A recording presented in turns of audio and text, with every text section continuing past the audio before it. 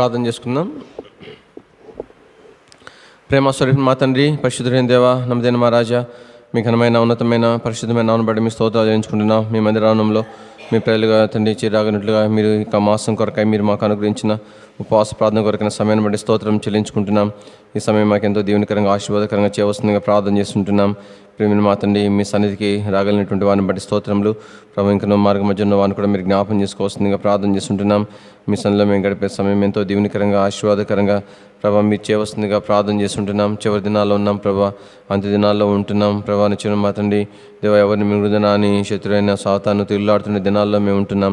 ఏర్పరచబడిన వారు సైతము మోసగించబడే దినాల్లో ఉంటున్నాం ప్రభా. తండ్రి దేవ, అపవాది సమయం కొంచెంగా ఉన్నదని ఎరిగిన వాడే ప్రభా. తండ్రి దేవ, ఎంతో విజృంభించి పనిచేస్తున్న దినాల్లో ఉంటున్నాం. ఎక్కడ చూసినా పాపము విస్తరించిన ప్రభా తండ్రి స్థితిగతులు, అక్రమం విస్తరించిన స్థితిగతులు మేము చూడగలుగుతూ ఉంటున్నాము. ప్రేమ మా తండ్రి దేవ ప్రభా, అంత్య దినాల్లో అపాయకరమైన ప్రభా తండ్రి కాలంలో వచ్చిన మేము సెలవిచ్చినారు ప్రభా. తండ్రి దయతో జ్ఞాపం చేసుకున్నాము దేవ. ఈ దినాల్లో నీ కృపను బట్టి ప్రభా మేము తండ్రి సరిచేయబడి నూతనపరచబడి ప్రభా బలపరచబడి మీ మయం కొరకు సిద్ధపరచబడే వారుగా ఉండుట కొరకై మీరే సహాయం చేయవలసిందిగా ప్రార్థన చేస్తుంటున్నాం. పాపమును, లోకమును, సాతానును ఎదిరించుట కొరకై మేము ప్రభా ఆదరణ ధైర్యం పొందేటువంటి వారికి ఉండు కొరకై సహాయం చేయవలసిందిగా ప్రార్థన చేస్తుంటున్నాం ప్రభా. పాటల ద్వారా కూడా మీ నామను మహిమ తెచ్చుకోవాల్సిందిగా ప్రార్థన చేస్తుంటున్నాం ప్రభా. తండ్రి వాక్యం ద్వారా పాటల ద్వారా కూడా మీరు మాతో మాట్లాడుతూ రావాల్సిందిగా ప్రార్థన చేస్తుంటున్నాం. ప్రేమిని మా ప్రభా నుంచి మా తండ్రి ఆ స్థలాల్లో ప్రభా తండ్రి మరి ఉపవాస ప్రార్థన కొరకై ఏ స్థలాలు అయితే దేవుని ప్రజలు చేరనింటున్నారు వారితో మనం ఐక్యపరచుకుంటున్నాం ప్రభా. మీ కృపను బట్టి సమయంతో దీవెనకరంగా చేయమని మహిమా ఘనత ప్రభావాలు మీకు ఆరోపించుకుంటూ వందనములు స్తోత్రములు చెల్లిస్తూ యేసుక్రీస్తు ప్రభు వారి యొక్క శ్రేష్టమైన ఘనమైన ఉన్నతమైన పరిశుద్ధమైన నామంలో స్తుతించి ప్రార్థించి మహిమ పరిచడి వేడుకుంటున్నాం తండ్రి, ఆమేన్. మనం ప్రార్థనలోనికి ప్రవేశించే ముందుగా దేవుని యొక్క వాక్యంలో నుంచి మార్కు సువార్త 5వ అధ్యాయం.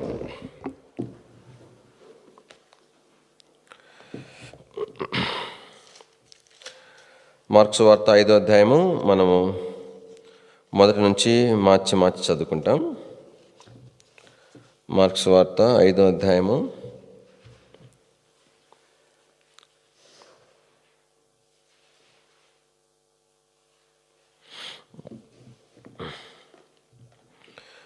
వారు సముద్రమునకు అద్దరి ఉన్న గెరాసేనుల దేశమునకు వచ్చిరి. ఆయన ధోని దిగ్గానే అపవిత్రాత్మ పట్టిన వాడొకడు సమాధుల్లో నుండి వచ్చి ఆయనకు ఎదురు పడెను. వాడు సమాధుల్లో వాసం చేసేవాడు, సంఖ్యలతోనైనను ఎవడను వాని బంధింపలేకపోయిను.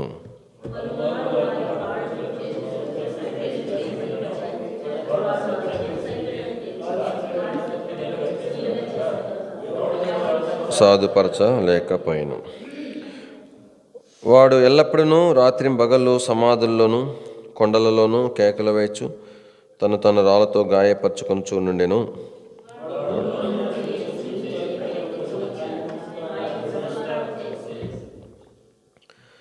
యేసు, సర్వోన్నతుడైన దేవుని కుమారుడా, నాతో నీకేమి? నన్ను బాధపరచుకోమని దేవుని పేరిట నీకు ఆనబెట్టుచున్నానని బిగ్గరగా కేకలు వేసెను. ఎందుకనగా ఆయన అపవిత్రాత్మ ఈ మనిషిని విడిచి పొమ్మని వానితో చెప్పాను.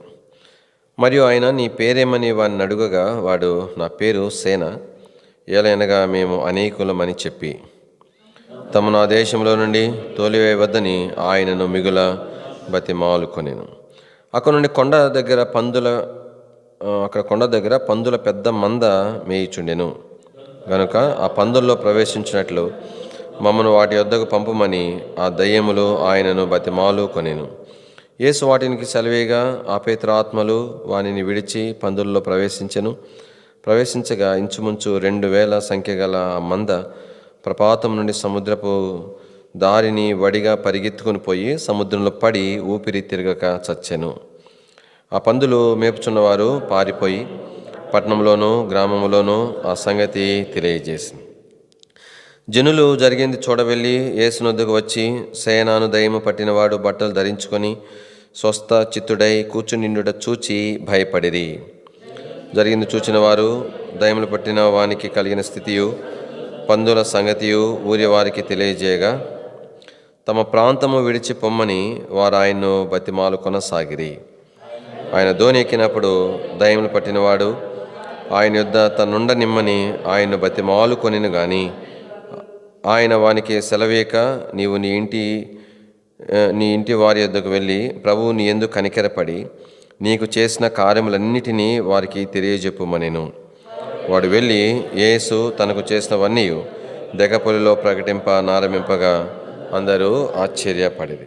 యేసు మరలా ధోని ఎక్కి అద్దరికి వెళ్ళినప్పుడు బహుజన సమూహము ఆయన యొద్ద కూర్చుని. ప్రభు సహాయం కొరకే ప్రార్థన చేస్తాం. ప్రీతండి, మరోసారి మీ పాదములకు వస్తున్నాము. మీకు సహాయం కొరకే వస్తుంటున్నాం. మీ కృపను కోరుకుంటున్నాము. ప్రభా మా యందు దయ కనపరచుము. ప్రభా చదువుని లేఖన భాగము ప్రభా మా వెనుకలో దయతో దీవించి ఆశీర్వదించవలసిందిగా ప్రార్థన చేస్తుంటున్నాం. మాకు అవసరమైన ప్రభా లేఖన భాగం మీరు పల్లవ సింహాసనాన్ని మీరు మాకు అనుగ్రహించవలసిందిగా మీ స్వరాన్ని ప్రభా మాకు వినిపింపజేయవలసిందిగా ప్రార్థన చేస్తుంటున్నాం. మీ యొక్క తండ్రి వాక్య వెలుగులో ప్రభా నిచ్చిన మా తండ్రి మేము నూతన పరచబడేవారుగా ఉండేటి కొరకై కావాల్సిన కృపను దయచేయండి. మీ దయలను అసలు అప్పించుకుంటున్నాం. ప్రభు చేరాగా బట్టి స్తోత్రములు. మీ ఏర్పాట్లో మార్గం వారు కూడా జ్ఞాపం చేసుకోవాల్సింది ప్రార్థన చేస్తుంటున్నాం. సమస్తం కూడా మీ దయలైన ప్రేమగల హస్తంలో అప్పగించుకుంటున్నాం. శత్రు కార్యములని విశ్వాసం చేసి ప్రణాళిక బంధిస్తూ దయగలని మీ హస్తంలో మమ్మల్ని అప్పగించుకుంటూ కృపను కోరుకుంటూ యేసు ప్రభువు యొక్క శ్రేష్టమైన నామములో స్తుతించి ప్రార్థించి మహిమపరిచి అడిగి పెట్టుకుంటున్నాం తండ్రి. ఆమేన్. ఇక్కడ దేవుని యొక్క వాక్యంలో ఈ యొక్క వేడుకొనెను అనే మాటలు 3 పర్యాయాలు వ్రాయబడతా వచ్చినాయి. కానీ మొట్టమొదటిగా వేడుకున్నటువంటి వారు ఎవరంటే ఆ యొక్క దయ్యములు మరి ప్రభువుని వేడుకుంటా వచ్చినాయి. ఆ తర్వాత వేడుకున్న వారు ఎవరంటే ఆ ఊరి వారు కూడా ప్రభువుని వేడుకుంటా వచ్చినారు. తర్వాత ఈ యొక్క స్వస్థత పొందినటువంటి మనుషుడు కూడా ప్రభువుని వేడుకున్నట్లుగా మనం చూస్తాం. కానీ వేడుకొనటం అనే మాట ఏం చూపిస్తూ ఉందంటే, కాబట్టి ఆ యొక్క వారిలో ఉన్నటువంటి దాని కొరకైన ఆశ పట్టుదల గురించి మనకు జ్ఞాపం చేస్తూ ఉంది. కానీ దయ్యములు దేవునిని ప్రభువుని యేసుక్రీస్తు వారిని వేడుకుంటూ వస్తున్నాయి. ఎందుకోసం అవి బ్రతిమలాడుకుంటున్నాయి? వాటికున్న పట్టుదల ఏంటి, వాటికున్న ఆశ ఏంటి అని అన్నప్పుడు నేను వాక్యంలో క్లుప్తంగా కొన్ని తలంపులు జ్ఞాపం చేసుకుందాం. 7వ వచనంలో 5వ అధ్యాయంలో ఏం రాయబడిందంటే, యేసు సర్వోన్నతుడైన దేవుని కుమారుడా నాతో నీకేమి అని ఈ యొక్క దయ్యములు ప్రభువుతో చెప్తూ ఉంటున్నాయి. కాబట్టి దేవుని యొక్క వాక్యంలో మనం చూస్తూ వచ్చినప్పుడు ఇక్కడ వాటి యొక్క ఆశ ఏంటంటే, మరి వాటి యొక్క పట్టుదల ఏంటంటే, కానీ మాతో నీకు పని ఉండకూడదు, నీతో మాకు ఎట్లాగైతే పని లేదు, మా జోలు కూడా నువ్వు రాకూడదు అంటే మరి శత్రువు యొక్క ఉద్దేశం, అపవాది యొక్క ఉద్దేశం ఏంటంటే, కాబట్టి దేవునికి మానవునికి ఏం సంబంధం ఉండకూడదు. మనుషుడు దేవునికి దూరంగా ఉండాలనేది శత్రువు యొక్క అభిలాష, అది వాని యొక్క ఆశ, వాని పట్టుదల. కాబట్టి దేవుని యొక్క ప్రజలంగా మన జీవితాల్లో జ్ఞాపం చేసుకుంటా వచ్చినప్పుడు ఎంతగా దేవునికి మనం దూరం అవ్వాలని శత్రువు కోరుకుంటాడంటే, దేవునితో మాత్రం కూడా మనకు పని లేకుండా ఉన్నంతగా మనం దేవునికి దూరం అవ్వాలని శత్రువు కోరుకునేవాడిగా ఉంటాడు. అందుకనే దేవుని వాక్యంలో దేవుని ప్రజలంగా మన జీవితాలలో జ్ఞాపం చేసుకోవాలా. శత్రువు యొక్క తలంపు మరి పట్టుదల వాని ఆశ ఏంటంటే, నేను దేవునికి దూరం అవ్వాలనేటువంటిది వాని ఆశ.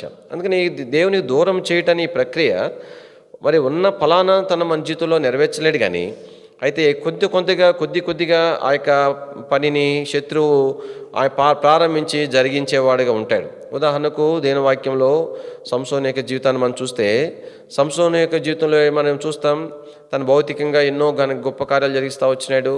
ఒక గాడిద దవడ ఎముకతో 1000 మందిని చంపినాడు. ఆ యొక్క పట్టణం యొక్క ద్వారబంధములు పెరికి భుజాన్ని మీద పెట్టుకుని వెళ్ళిపోయినాడు. ఎన్నో కార్యాలు చేస్తూ వచ్చినాడు. తన యొక్క కార్యముల యొక్క పట్టిక చూసినప్పుడు, దాని యొక్క గ్రాఫ్ చూసినప్పుడు కనుక మరి తన పనికి ఆ యొక్క గ్రాఫ్ ఎదుగుతూనే వచ్చింది. అంటే భౌతికంగా సంసోను ద్వారా దేవుడు జరిగించిన కార్యాలు అయితే అవి ఎక్కువగా ఘనంగా జరిగించబడుతూ ఉన్నట్లుగా మనం చూస్తాం. అయితే సమయంలో ఆత్మీయ జీవితానికి వచ్చేసరికి కానీ తన యొక్క గ్రాఫ్ ఎలాగుందంటే పతనమైపోతూ వచ్చినాడు. మొట్టమొదటి ఎక్కడికి పోయినాడు, ఆ యొక్క మరి అన్య స్త్రీని చూచి కానీ ఆమె నాకు వివాహం చేయమని తల్లిదండ్రులను అడిగినాడు. కానీ తను యూదుడు, ఇశ్రాయేలీయుడు, ఒకవేళ వివాహం చేసుకుంటే ఇశ్రాయేలీయుని వివాహం చేసుకోవాలా.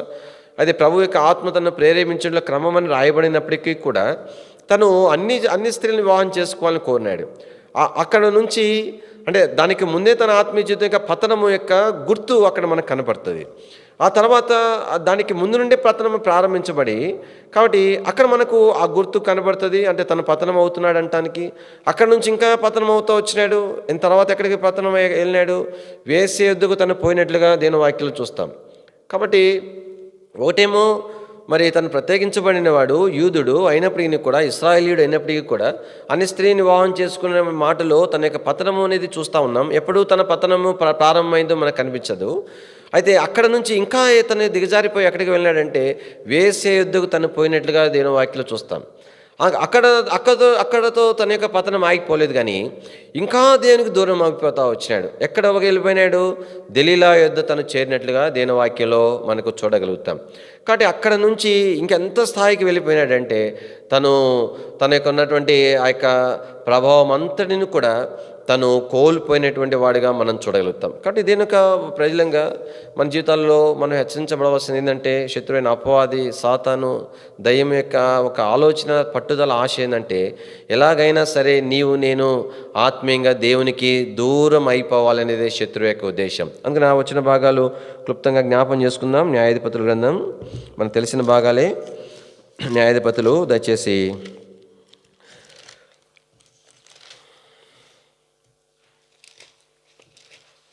16వ అధ్యాయం, క్షమించండి 14వ అధ్యాయము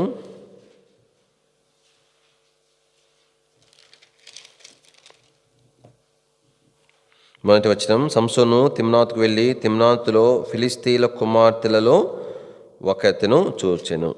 ఆ తర్వాత మనం చూస్తాం 16వ అధ్యాయం 1వ వచనం.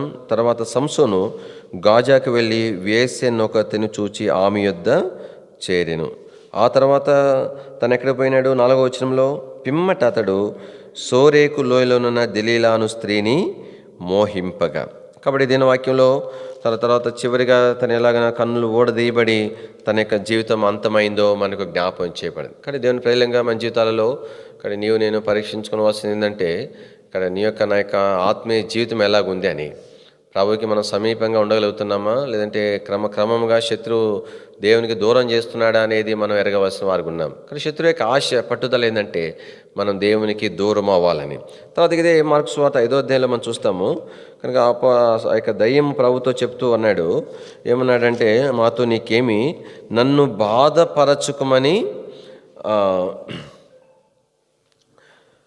మరి తను 4వ అధ్యాయం 7వ వచనంలో, నన్ను బాధపరచుకోమని దేవుని పేరిట నీకు ఆనబెట్టుచున్నానని బిగ్గరగా కేకలు వేసెను.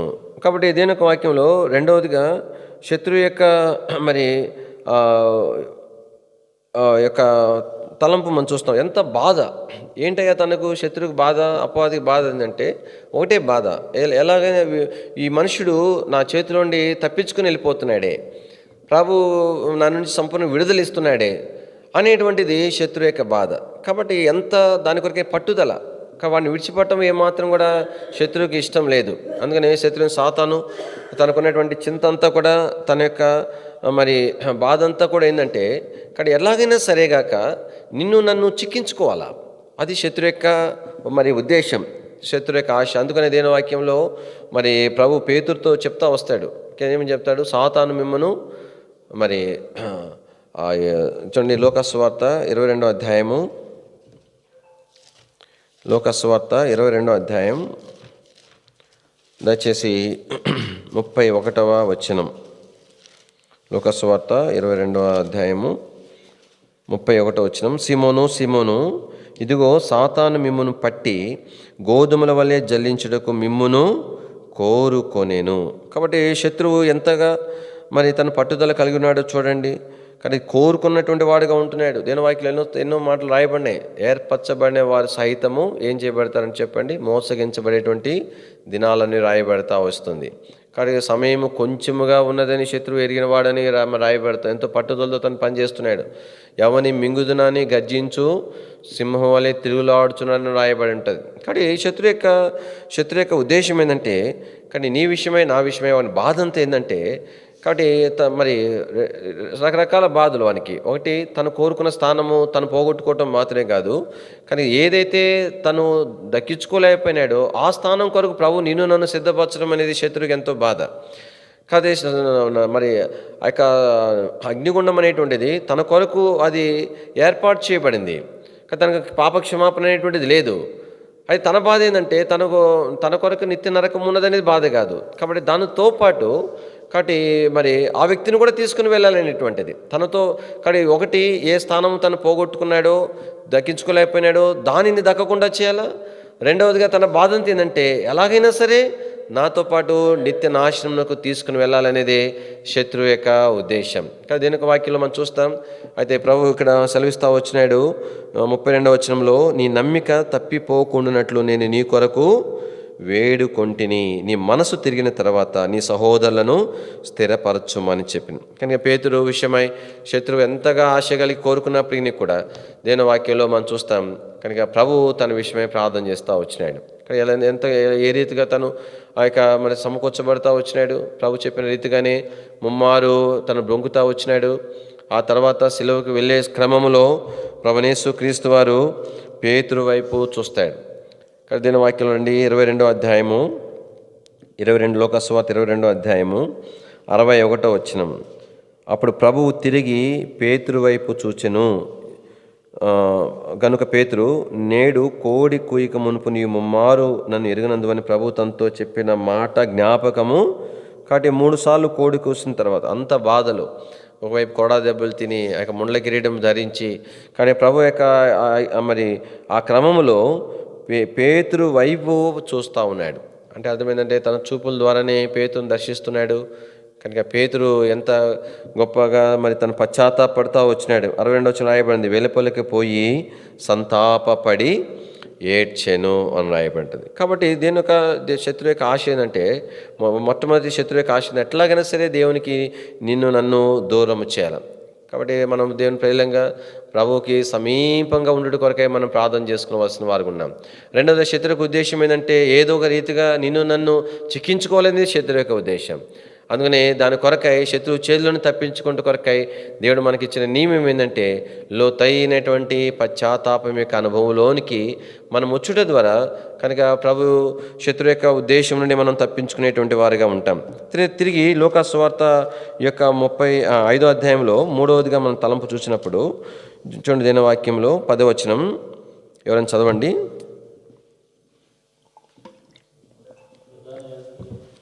మార్కు 5:10. తమ్మును ఆ దేశములో నుండి తోలివేయవద్దని ఆయన మిగుల బతిమాలుకొనెను. కానీ ఆ దేశంలో నుండి తోలివేయవద్దని చెప్పి బతిమలాడుకున్నాడు. ఎందుకు ఆ దేశము? ఆ దేశం యొక్క ప్రత్యేకత ఏంటి? ఆ దేశం అనేటువంటిది వారికి చాలా అనుకూలంగా ఉంటా ఉంది.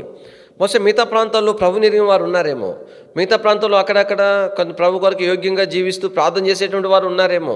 అందువల్ల శత్రువు యొక్క కార్యములు ఆయా స్థలాలలో మరి ధారాళంగా చేయడానికి శత్రువుకి వీలు కావట్లే. ఏదైతే ఈ గన్నెసరెతు అనేటువంటి ప్రాంతంలో ఈ దేశం విషయంలో మనం చూస్తూ వచ్చినప్పుడు ఆ దేశం చాలా అనుకూలంగా ఉంది. తనకు విరోధమైనటువంటి ఏమీ కూడా లేదు. అందుకని ఆ యొక్క శత్రువుకి ఆశ ఏంటంటే అక్కడ ఎక్కడైతే తనకు అనుకూలంగా ఉందో ఆ స్థానంలో ఉండి ఆ దేశంలో ప్రజలందరినీ కూడా నష్టపరచడం కొరకై శత్రువు ఆలోచన కలిగిన వాడిగా చూస్తూ ఉంటున్నాం. కానీ శత్రువు యొక్క ఆశ పట్టుదల ఏంటంటే నీ విషయంలో నా విషయంలో శత్రువు తనకు అనుకూలముగా నిన్ను నన్ను మరి మార్చివేయడం కొరకై శత్రువు ఆలోచన కలిగిన వాడుగా ఉన్నాడు. కానీ శత్రువుకు అనుకూలంగా మనం నడుచుకోవాలనేది శత్రువు యొక్క ఉద్దేశం, పట్టుదల, వాని యొక్క ఆశ. అందుకని దేని ప్రజలంగా దాన్ని ఆ యొక్క శత్రువు యొక్క శోధనని తప్పించుకోవాలంటే మనం ఎలాంటి అభ్యాసం చేసుకోవాలి చెప్పండి? కానీ మనము ప్రభువుకి అనుకూలంగా నడుచుకుంటూ అభ్యాసం చేసుకోవాలి. ఎప్పుడైతే ప్రభువుకు అనుకూలంగా నడుచుకుంటామో తద్వారా శత్రువుకు అనుకూలంగా మారకుండా ఉండట కొరకై మనం కాపాడబడతాం. దీని వాక్యం హిజ్కియా విషయం మనం చూస్తాం. హిజ్కియా తను ప్రార్థన చేస్తూ వచ్చినాడు. ఏమని ప్రార్థన చేస్తున్నాడు? మరి గోడ వైపు తిరిగినాడు, ఎంతో కన్నీరు కార్చినాడు. ఏమైనా ప్రార్థన చేస్తున్నాడు? ప్రభా, నీ దృష్టికి అనుకూలముగా సమస్తము నేను ఎట్లు జరిగించుతునో కృపతో జ్ఞాపకం చేసుకోమని ప్రార్థన చేస్తున్నాడు. యెషయా గ్రంథం 38వ అధ్యాయం.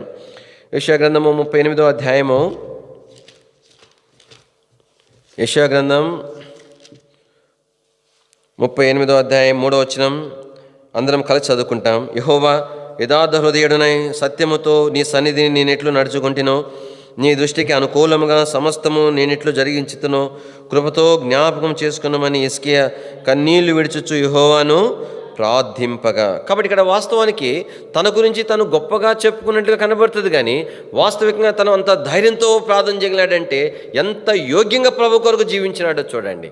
కానీ సహజంగా మన గురించి మనం చెప్పుకొనటము లేదంటే ప్రార్థనలో వ్యక్తపరచడం అనేది కొంత సహజంగా జరిగే ప్రక్రియ అయినప్పటికీ కూడా కానీ దేవుని ఎదుట వాస్తవికత వేరే విధంగా ఉండవచ్చు. అయితే దేవుని వాక్యం హిజ్కియా ఎలాంటి వాడంటే నేను ఎంత ధైర్యంతో చెప్తూ అన్నాడు, నీ దృష్టికి అనుకూలముగా నేను నడుచుకున్నాను, సమస్తాన్ని కూడా అట్లాగనే జరిగించినాడు. కానీ దేవునికి ప్రజలంగా జ్ఞాపం చేసుకోవాలా, శత్రు యొక్క ఉద్దేశం, శత్రు యొక్క ఆశ, పట్టుదల నీ జీవితంలో నా జీవితంలో నెరవేర్చబడకుండా ఉండుట కొరకాయి మనం ఏం చేయవలసిన వారు ఉన్నాం, ప్రతి దాని కొరకై ప్రార్థన చేసుకునవలసిన వారు ఉన్నాం. ప్రభా, ఇలాగా ఉండుట నీకు అనుకూలమేనా, ఇలాగ నడుచుట నీకు దృష్టికి అనుకూలమేనా, ఇలాగ మాట్లాడట నీ దృష్టికి అనుకూలమేనా, ప్రభా ఈ స్థితి నీవు అంగీకరింప తగినదేనా అని ప్రతి దాని విషయమై నేను జాగ్రత్త కలిగి ప్రభువును సేవించవలసిన వారు ఉన్నాం.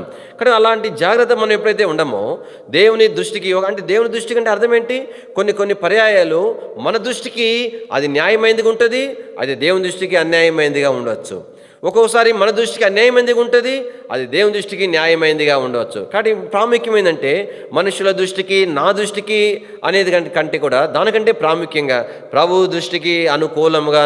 కానీ ఆ యొక్క దయ్యాలు ఉన్నాయి, వాటికి పట్టుదల ఏంటంటే ఆ దేశంలోనే ఉండాలని. కారణం ఏంటంటే ఆ దేశంలో అంత అనుకూలమైనటువంటి పరిస్థితులు ఆ యొక్క దయ్యాలకు ఉన్నట్లుగా దేవుని వాక్యంలో మనం చూడగలుగుతూ ఉంటున్నాం. తిరిగి మార్కు సువార్త 5వ అధ్యాయంలో మనం చూస్తూ వచ్చినప్పుడు 4వదిగా ఇక్కడ ఆ యొక్క దయ్యములు ఎన్ని దయ్యాలంట చెప్పండి. ప్రభు అడిగినాడు, నీ పేరు ఏమి అని అడిగినాడు. 9వ వచనంలో ఆ దయ్యాలు ఏం చెప్పినాయి, నా పేరు సేన అని చెప్పినాయి. అక్కడ కూడా ఏకవచనం రాయబడింది, నా పేరు అని అంటారు. సేన అనేటువంటి మాట మరి ఆ రోమా పటాలంలో సేన అనేది దేనికి ఉపయోగిస్తారంటే 6,000 మంది సైనికుల యొక్క మరి దానికి ఆ సేన అనేది ఉపయోగిస్తారు. అందుకనే ప్రభు అన్నాడు కదా, 12 సేనా సమూహములు మరి ప్రభు నా కొరకు పంపలేడా, నేను ప్రార్థన చేస్తానని ప్రభు యేసు ప్రభు వారి సిలువకి ఇలా క్రమంలో చెప్పినాడు. ఇక్కడ సేనా సమూహం అని అంటే అక్కడే రాయబడి ఉంటుంది, ఆ సందర్భంలోనే 6,000 అని రాయబడి ఉంటుంది. అంటే దాదాపుగా 6,000 దయ్యాలు అనమాట. అవి 6,000 దయ్యాలు. ఇన్ని దయ్యాలు ఒక్కడిలో ఉన్నాయి చూడండి. అసలు వాటికి ఎంత యూనిటో చూడండి, వాటి ఐక్యత చూడండి, ఎట్లా అడ్జస్ట్ అయినాయి మొత్తానికి. 6,000 దయ్యాలు ఒక్కడిలో ఉన్నాయంటే అవి ఎంత బాగా అడ్జస్ట్ అయిపోయినాయి. అసలు అంటే బహుశా 6,000 దయాలకి నాయకుడేమో తను మాట్లాడుతున్నాడేమో బహుశా, అందుకని ఏకవచనం ఉపయోగించబడినట్టుంది. ఇంకో మరి నా తలంపు ఏంటంటే అందరు కలిసి ఒక్క మనుషుడు మాట్లాడినట్టుగా మరి ఉంటా ఉంది. అంటే దేని వాక్యంలో మనకు జ్ఞాపం చేసుకునేటువంటి మాట ఉద్దేశం ఏంటంటే శత్రువు ఎంతగా మరి ఎంత ఐక్యతతో, దేని కొరకు ఐక్యత అది చెప్పండి, పాడు చేయడం కొరకు ఐక్యత. దేని కొరకైనటువంటి ఐక్యత అది, నష్టం చేయడం కొరకే ఐక్యత. అందుకనే ఈ ఐక్యత ఎక్కడి నుండి ప్రారంభించబడింది, పరలోకం నుండి ప్రారంభించబడింది. అక్కడ మరి లూసిఫర్ పక్షంగా దూతలంతా చేరినారు. కాబట్టి అందుకనే అపవాది సాతాను వారి దూతలు అందరూ కూడా కింద పడదోరి పడుతూ వచ్చినారు. ఆ ఐక్యత కానీ ఎక్కడ కూడా చెక్కు చెదరట్లేదు. దేని కొరకాయ, దేవునికి విరోధంగా పని చేయడం కొరకాయ, దేవుని ప్రజలను నష్టపరచుడు కొరకాయ. కానీ శత్రువు ఎంత ఐక్యంగా ఉండి పోరాడుతున్నాడు దేవుని వాక్యంలో మనం చూడగలుగుతాం. కాబట్టి అందుకని దేవుని యొక్క ప్రజలంగా మన జీవితాలలో జ్ఞాపం చేసుకోవాలా. అందుకే ఉదాహరణకు జ్ఞాపం చేసుకుంటే ఆ గొల్యాతు ఇశ్రాయేల్ ప్రజల మీదకి వచ్చిన సందర్భం, ఇశ్రాయేల్ ప్రజలు తృణీకరిస్తూ వచ్చినాడు. కాబట్టి ఒక్క మనుషుడే అందరి పక్షంగా తను నిలబడతా వచ్చినాడు. నన్ను జయించండి, మీలో ఒకరిని ఏర్పాటు చేసుకోండి, మేమందరం కూడా అంటే నన్ను జయిస్తే అందరం జయించేసినట్లే. కాబట్టి ఆ యొక్క గొల్యాతును చూచి అందరూ కూడా వణిగిపోతూ వచ్చినారు, భయపడిపోతూ వచ్చినారు. దేవుని వాక్యంలో మనకు జ్ఞాపం చేసుకుంటే కాబట్టి ఎంత ఐక్యముగా మరి దేవుని ప్రజలను ఎదుర్కోవడానికి వచ్చినటువంటి ఆ ఫిలిస్తీన్లు దావీదు ద్వారా దేవుడు విజయం అనుగ్రహించినాడు. దావీదు ద్వారా ఎట్లా విజయం అనుగ్రహించినాడు? దావీదు ఏం చేశాడంటే చెప్పండి, ఏటిలో ఉన్నటువంటి నున్నటి 5 రాళ్లను తను ఏర్పాటు చేసుకున్నాడు. ఆ నున్నటి రాళ్ళు మొట్టమొదటి రాయే ఆ యొక్క వడిసెలలో పెట్టి తిప్పి కొడితే గొల్యాతు పడిపోయినాడు. కానీ వాడు ఎంత ఐక్యంగా కలిసి వచ్చినారో, ఏకముగా కలిసి వచ్చినారో దేవుని ప్రజలకు అక్కడ విజయం అనుగ్రహించబడినట్లుగా మనం చూస్తాం. శత్రువు యొక్క ఆశ, శత్రువు యొక్క పట్టుదల ఏంటంటే కానీ కలిసి ఏకముగా చేరి కానీ దేవుని ప్రజలను నష్టపరచడం కొరకైనటువంటి ఆలోచన, నిన్ను నన్ను నష్టపరచడం కొరకే శత్రువు సాతాను యొక్క ఆలోచన.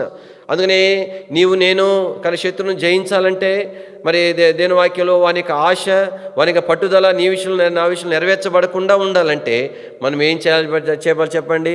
ఆ యొక్క నున్నటి రాళ్ళ వలె నీవు నేను సిద్ధపరచబడవలసిన వారు విన్నాం. ఆ ఏటిలో ఉన్నటువంటి నున్నటి రాళ్ళు, ఆ యొక్క ఏటి యొక్క ప్రవాహంలో అవి దొర్లి రాయికి రాసుకొని అవి ఎలాగే సిద్ధపరచబడినాయి? నునుపుగా సిద్ధపరచబడిపోయినాయి. దాంట్లో ఏ మాత్రం కూడా కరుకుతనం లేదు, దాంట్లో ఏమి కూడా గుచ్చుకునే స్థితి లేదు, గాయపరిచే స్థితి లేదు, నున్నగా తయారైపోయినాయి. ఎక్కడ ఆ నున్నటి రాయి, ఆ గొల్యాతును కొట్టిన రాయి నున్నగా సిద్ధపరచబడిన ఆ రాయితో కూడా ఈ రాయి కూడా చేర్చబడింది. 5 రాయిల్లో కలిసి ఉన్నటువంటి ఆ రాయి. అందుకని దేని వాక్యంలో కూడా మనం చూస్తాం కదా, కానీ పెళ్లి కుమారుని ఎదుర్కోవడానికి 5 బుద్ధిగల కన్యకలు. కాబట్టి ఆ 5 బుద్ధిగల కన్యకలు, అట్లాగనే 5 నున్నటి రాళ్ళు సిద్ధపరచబడిన దేవుని ప్రజలు. ఈ దినాల్లో దేవుని యొక్క ప్రజలంగా మన జీవితాల్లో జ్ఞాపం చేసుకోవాలా.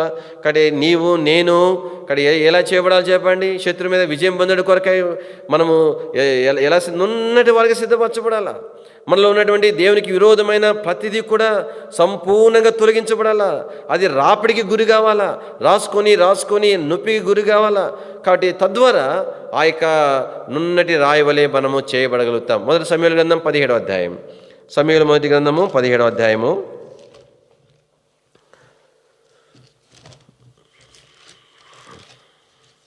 మొదటి సమూయేలు దయచేసి 40వ వచనం. తన కర్ర చేత పట్టుకుని ఏటి లోయలో నుండి 5 నున్నటి రాళ్లను ఏరుకొని. కానీ మొట్టమొదటిగా సాతాను యొక్క ఆశ, సాతాను యొక్క పట్టుదల ఏంటంటే దేవునికి మనల్ని దూరంగా చేయాలి. ప్రార్థన చేసుకుందాం, పరీక్షించుకుందాం, దేవునికి సమీపంగా ఉండగలుగుతున్నామా అని. దేవునికి ఏ విషయాల్లో దేవునికి దూరస్థలం అయిపోయినామో ఎరగలుగుతున్నామా, దాని కొరకే ప్రార్థన చేసుకోవాల్సిన వారికి ఉంటున్నాం. రెండవదిగా మరి శత్రువు యొక్క వారికి పట్టుదల, వారి బాధ అంతా ఏంటంటే ఎలాగైనా సరే నిన్ను నన్ను ఏం చేయాలి చెప్పండి? చిక్కించుకోవాలనేటువంటిది. కానీ ఎంతటి వారిని కూడా శత్రువు వదిలిపెట్టాడు, ప్రత్యేకంగా కోరుకునేటువంటి వాడుగా ఉంటున్నాడు. దాని కొరకై దేని వాక్యాలు మనం చూస్తూ వచ్చినాం. కనుక శత్రువు యొక్క ఆశ మన జీవితంలో నెరవేర్చబడకుండా ఉండడం కొరకై నీవు నేను ఏ లోతైనటువంటి పశ్చాత్తాపం యొక్క అనుభవంలోనికి రావాల్సినటువంటి వారుగా మనం ఉంటున్నాం. మూడవదిగా దేని వాక్యంలో ఆ దేశంలో ఉండటానికి ఆ యొక్క మరి అవి కోరుకుంటా వచ్చినాయి. కారణం ఏంటంటే ఎంతో అనుకూలంగా ఉన్నాయి. కానీ శత్రువు యొక్క ఆశ ఉద్దేశం ఏంటంటే ఏదో ఒక రీతిగా నిన్ను నన్ను శత్రువుకు అనుకూలంగా చేసుకుంటూ కొరకాయి. దాని కొరకై మనకు ఉండాల్సిన ఆశ ఏమిటి, తీర్మానం ఏమిటి? ఎప్పుడు మనం శత్రువుకు అనుకూలంగా అయిపోతాం, కానీ ఎన్నో విషయాల్లో ఎందుకు నష్టపోతాం? కారణం ఏంటంటే దేవునికి అనుకూలంగా నడుచుకోలేకనే ఆపేక్ష లేని స్థితిని బట్టే. కాబట్టి అందుకనే దాని కొరకే ప్రభు సన్నిధిలో మనము అప్పగించుకోవలసిన వారిగా ఉంటున్నాం. తర్వాత అదే సమయంలో 4వదిగా మనకు జ్ఞాపం చేయబడతా ఉంది. ఆ దయ్యములన్నీ కూడా ఎంత యూనిటీగా ఉన్నాయో, ఎంతగా సర్దుబాటుతో ఉన్నాయో ఆ మనిషిని నష్టపరచడం కొరకాయి. అది దేనికి స్తోత్రాలు. కనుక శత్రు మీద విజయం ఇచ్చడం కొరకై నిన్ను నన్ను ప్రభు వాడుకోవాలని కోరుకుంటున్నాడు. దాని కొరకై నీవు నేను శ్రేష్టమైన విధానంలో మనము సిద్ధపరచబడవ. కానీ అది ఒక్క దినంతో జరిగే ప్రక్రియ కాదు.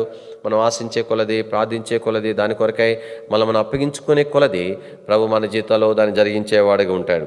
దీని వాక్యంలో 5వదిగా మనం చూస్తూ వచ్చినప్పుడు కనుక ఈ యొక్క దయ్యముల యొక్క చూడండి ఆలోచన ఎలాంటిగా ఉన్నదో అవి ఏం కోరుకున్నాయి అంట. 5వ అధ్యాయము ప్రభువుని ఏమడిగినాయి అంటే 12వ వచనం. గనుక ఆ పందులలో ప్రవేశించినట్లు మమ్మును వాటి యొద్దకు పంపుమని ఆ దయ్యములు ఆయనను బతిమాలుకొనెను. ఎక్కడ పంపించాలంట చెప్పండి? మరి 2000 పందులు ఉన్నాయంట. అంటే 3 దయ్యాలు కలిసి దూరితే కానీ సరిపోవు. అంటే పందులు దూరినాయి. పందులు ఏమైపోయినాయి? పరిగెత్తుకొని పోయి సముద్రంలో పడి చచ్చిపోయినాయి. మరి ఎందుకు దయ్యాలు పందులు కోరుకున్నాయి? ఎందుకు ఆ పందులు కావాలా? అంటే మరి పందులు బతుకుంటే సరేలే బాగా కంఫర్ట్గా ఉందేమో అని అనుకోవటానికి. అంటే శత్రువు యొక్క ఆలోచన చూడండి, వాని కుతంత్రాలు చూడండి ఎట్లా ఉంటాయో. ఏంటి అట్లాగ చేసి పందులన్నీ చచ్చిపోవాలా? పందులన్నీ చచ్చిపోతే ఊళ్ళో యేసుప్రభు మీద ఏం రావాలా? వ్యతిరేకత రావాలా? యేసుప్రభు వెళ్ళగొట్టేసేయాలా? అప్పుడేమవ్వాలా? ఆ దెయ్యాలు చచ్చిపోవు, పందులు చచ్చిపోతాయి. దెయ్యాలేమో ఆత్మలు కదా, వాడు చావులేదు కదా, మళ్ళీ వచ్చి మళ్ళీ ఆ దేశంలో జొరబడి వాటి కార్యకలాపాలు ఎంత కుతంత్రాలు చూడండి. కానీ శత్రువైన సాతాను చివరి దినాలలో కాబట్టి నీ విషయమై నా విషయమై కుతంత్రములు కలిగిన వాడుగా ఉంటాడు. అందుకనే దేని వాక్యంలో మనకు జ్ఞాపం చేయబడతా వచ్చింది ఒక సందర్భంలో, సాతాను యొక్క కుతంత్రములను మనము ఎరగని వారము కాము అని అంటే అక్కడ ఎరిగి ఉండాల. శత్రు యొక్క ఉద్దేశం ఏంటి, నా విషయంలో శత్రు యొక్క ఆలోచన ఏమిటి అనేటువంటిది మనము ఎరగవలసిన వారికి ఉంటున్నాం. అంటే శత్రు యొక్క ఆలోచన ఏంటి? ఏం ఆలోచన లేదు, ఏదో ఒక రీతిగా నష్టపరచాలా, అది ఆత్మీయంగా మనల్ని బలహీనం చేయాలా, ఏదో ఒక రీతిగా ఎవరో ఒకరిని వాడుకొని, వాళ్ళు ఎవరైనా మరి ఏ పరిస్థితుల్లో అయినా వాడుకొని, లేదంటే బంధువులను వాడుకొని, లేదంటే మరి అధికారులను వాడుకొని, లేదంటే దేవుని ప్రజలైన వారిని వాడుకొని, లేదా సేవకులైన వారిని ఏదో ఒక రీతిగా మనం నష్టపరచాలా. అక్కడ ఎంత చక్కగా ప్లాన్ చేసినా చూడండి. అసలు లేకపోతే పందుల్లో ఉండటం వల్ల ఏంటి, వాటికి ఏం లేదు, ఇదే ఉద్దేశం. అది చచ్చిపోతే అది ఒక పంది కాదు, 2 పందులు కాదు, పోతే పోయినలు అనుకోవడానికి 2000 పందులు, వాళ్ళకి ఎంత కోపం వస్తుంది. కాబట్టి యేసు ప్రభు వెళ్ళగొట్టేయాలని చెప్పి దీని వాక్యం చూడండి. కొరింథీ రాసిన పత్రికలో మనం చూస్తాం ఆ మాట. 2వ కొరింథీ రాసిన పత్రిక, అపోస్తలుడైన పౌలు కొరింథీయులకు రాసినటువంటి 2వ పత్రిక 2వ అధ్యాయము 11వ వచనం, నేనేమైనా క్షమించి ఉంటే సాతాను మనల్ని మోసపరచుకున్నట్లు మీ నిమిత్తము క్రీస్తు సమ్ముఖమందు క్షమించున్నాను. సాతాను తంత్రములను మనము ఎరుగని వారము కాము. కాబట్టి సాతాను యొక్క తంత్రం ఏంటి? కొరింథీ సంఘంలో ఒక మనుషుడు ఉన్నాడు. ఆయన ఏం చేశాడంట? తన తండ్రి భార్యను ఉంచుకున్నాడంట. చూడండి ఎంతగా నష్టం. దేవుని ఎరిగినవాడు, వాక్యం ఎరిగినవాడు, అన్నీ తెలిసినవాడు, ఎందుకు అలాంటి దుస్థితి చెప్పండి? అంత దౌర్భాగ్య స్థితిని ఎందుకు వెళ్ళిపోయినాడు? సాతాను కుతంత్రం ఎట్లా చేసినాడో తెలియదు, ఎట్లా పరిచయం ఏర్పడిందో తెలియదు, ఎట్లాగా సాన్నిహిత్యం ఏర్పడిందో తెలియదు. చివరికి వరుస వాయి కూడా చూడలేకుండా అయిపోయింది. అంటే ఒకరోజు జరిగినటువంటి ప్రక్రియ కాదు. ఎంత యుక్తిగా శత్రువు పనిచేసి తనను నష్టపరిచినాడు. తనను నష్టపరచడం బట్టి శత్రు యొక్క ఉద్దేశం ఏంటి, శత్రు యొక్క ఆలోచన ఏంటి? దేవుని ప్రజలు కూడా నష్టపరచడమే.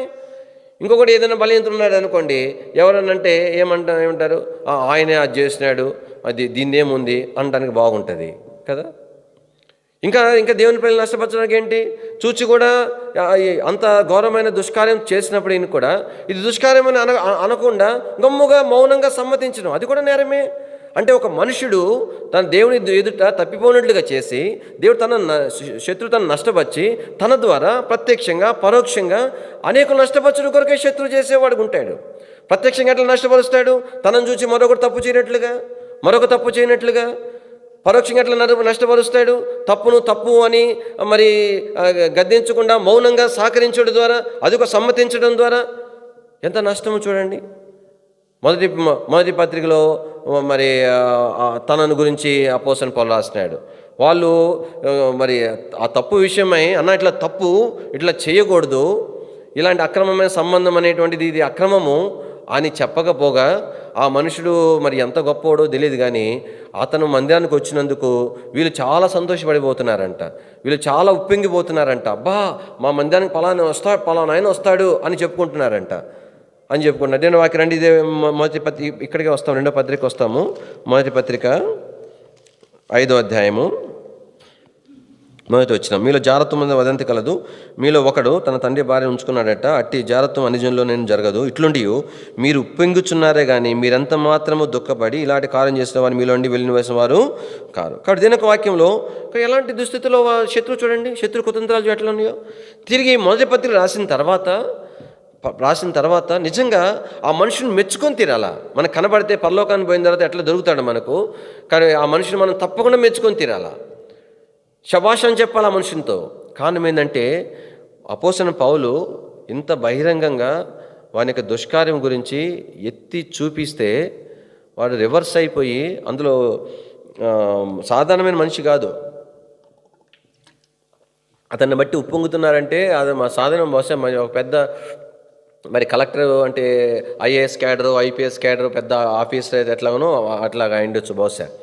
అయితే దేనొక వాక్యంలో మనం చూడగలుగుతాము, ఆ మనుషుల్లో దుఃఖం కలిగడం ప్రారంభమైంది. అంటే పౌలు రాయటంలో ఉద్దేశం కూడా అదే. వాడిని చిన్నబుచ్చి వాడిని నష్టపరచాలని కాదు. అంటే శత్రువు యొక్క కుతంత్రం ఏంటంటే నిన్ను నన్ను నష్టపరచాలని శత్రువు యొక్క కుతంత్రం. దేవుని యొక్క ఉద్దేశం ఏంటి చెప్పండి? మనం సమకూర్చాలని. మనం ఎవరమైనా సరే ఎంత బలహీనతలో ఎంతగా దేవుని దూరమైనా కూడా మనల్ని ఎవరిని పోగొట్టుకోవడం ప్రభువుకి ఇష్టం లేదు. కానీ నన్ను సమకూర్చాలని దేవుని యొక్క ఆశ. దాంట్లో భాగముగా పౌలు ద్వారా ఆ మాట రాసిన తర్వాత ఆ మనిషిలో దుఃఖం కలగడం ప్రారంభమైంది. వాడితే సతరంగా గమ్ముకుంటాడా? ఏం చేశాడంట? అందరూ ఆ మనిషి మీద పట్టడం ప్రారంభించినారు. ఇది భలే బాగుంది అనమాట. ఏం బాగుంది? నన్ను అంటే ఆ తప్పును పౌలనే రాసినాడు కదా. ఇంకా ఒక్కొక్కరు ధైర్యం తెచ్చుకొని ఒకరి తర్వాత ఒకరు నువ్వు ఎట్లా చేసినావు అట్లా చేయొచ్చు అనడం ప్రారంభించినారు. అనొచ్చు, తప్పులే.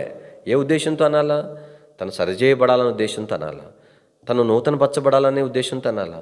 తిరిగి తను సమకూర్చబడాలన్న ఆశతో చెప్పాలా? అట్లా కాకుండా ఒక పక్కేమో తను బాధపడుతున్నాడు, పశ్చాత్తాపడుతున్నాడు. నిజమే కదా, ఇంతకాలం నన్ను ఎవరు హెచ్చరించనంత మాత్రాన తప్పు కాకపోదు కదా. దీని ద్వారా ఎంతమంది నష్టపోయినారో కదా. నా ప్రభు నా ఎంత దుఃఖపడినాడో కదా. పౌలు ఇంత కఠినంగా రాయబట్టే కదా నా తప్పు ఇంత చెడ్డగా ఇప్పుడు నాకు కనపడతా ఉంది. ప్రభా, నన్ను కనికరించు, నన్ను క్షమించు, నన్ను సమకూర్చు అని ప్రార్థన చేసుకుంటా ఉన్నాడు. సాతాను ఏం చేశాడంటే ఇప్పుడు అక్కడేమో తప్పు చేసి దూరం చేయాలి దేవునికి. ఇక్కడికి వచ్చిన తర్వాత సమకూడిపోతున్నాడు. ఇష్టం లేదనమాట. అట్లా సమకూడటం సాతానికి ఇష్టం. కొంత కుతంత్రం చూడండి. ఏం చేశాడంటే విశ్వాసం లేపినాడంట. రేపి ఆయన అసలే బాధపడుతుంటే పుండి మీద కాలం చేయనట్టు నువ్వు ఇట్ట చేసినావు అంటే అర్థం ఏంటి?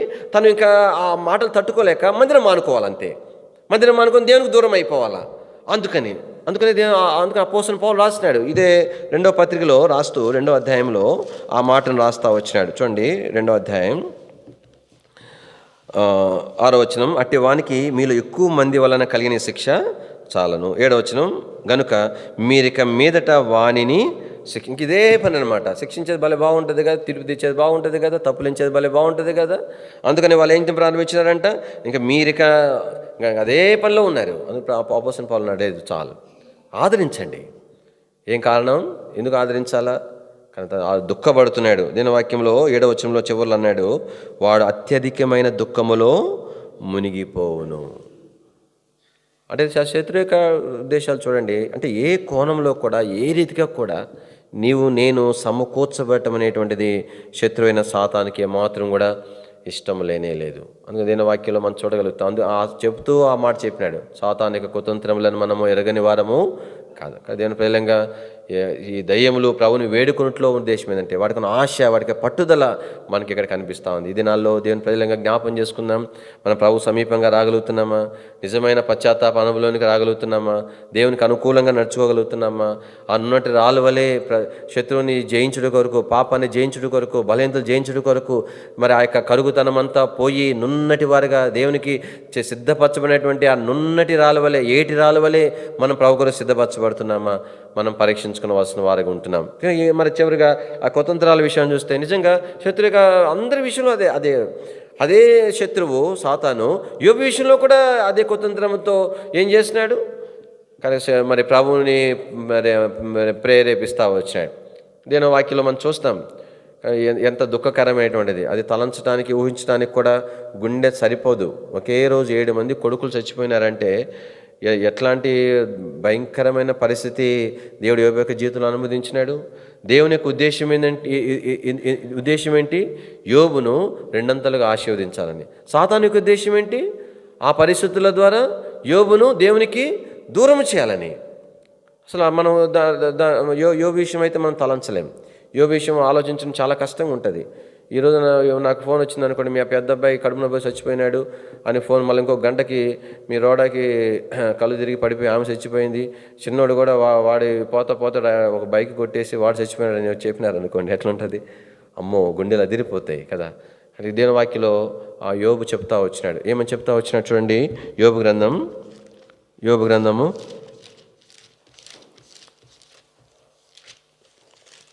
దయచేసి 5వ అధ్యాయము 18వ వచనం. ఆయన గాయపరిచి గాయమును కట్టును, ఆయన గాయము చేయును ఆయనకి చేతులే. కాబట్టి ఆ మనుషుని గాయం చేసింది ఎందుకోసమని? ఆయన మహిమ కొరకు. మళ్ళా తిరిగి ఆ గాయమును స్వస్థపరిచి తన ధైర్యపరిచింది ఎందుకోసమని? దేవుని మహిమ కొరకు. గాయములు చేస్తాడంట, మళ్ళా గాయము కడతాడంట. అసలు గాయం ఎందుకు చేయాలా? మళ్ళా గాయం ఎందుకు కట్టాలా? అసలు గాయం చేయకపోతే కట్టే పని ఉండదు కదా. ఎందుకు గాయం చేసి గాయం కడుతున్నాడు? గాయము చేసి గాయం కట్టడం ద్వారా దేవునికి మహిమ రావాల. గాయము చేసి గాయము కట్టడం ద్వారా సాతానికి ఏం కలగాలి చెప్పండి? సిగ్గు కలగాల. అది దేవునికి ఉద్దేశం. ఈ దినాలలో శత్రు యొక్క కుతంత్రములు నీ విషయమే నా విషయమే ఎన్నున్నప్పటికీ కూడా మన జీవితాల్లో ప్రార్థన చేసుకోవాలి. ప్రతి పరిస్థితుల్లో కూడా మనం దేవుని ఏం చేసేవారు ఉండాలి చెప్పండి? మహిమ పరిచేటువంటి వారిగా ఉండాలి. ఏ పరిస్థితులు ఆ ఉద్దేశం మనకు అర్థం కాకపోయినా మొదట ప్రభు ఏదైనా ఒక పరిస్థితి అనుమతించినాడు.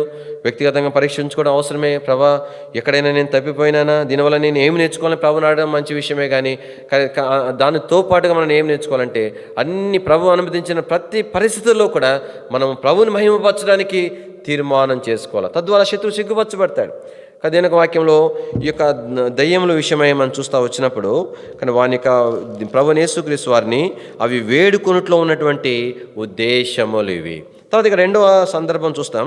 మార్కు సువార్త 5వ అధ్యాయంలో ఎవరు వేడుకున్నారంట చెప్పండి?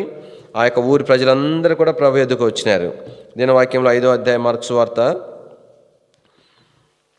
16వ వచనం, జరిగినది చూచిన వారు దయ్యములు పట్టిన వానికి కలిగిన స్థితియు పందుల సంగతియు ఊరి వారికి తెలియజేయగా 17వ వచనం, తమ ప్రాంతములు విడిచి పొమ్మని వారు ఆయనను బతిమాలు కొనసాగిరి. కానీ వారికి ఆశ, వారి పట్టుదల ఏంటంటే ఎట్లాగైనా సరే ప్రభు వారి దగ్గర నుండి వెళ్ళిపోవాలా.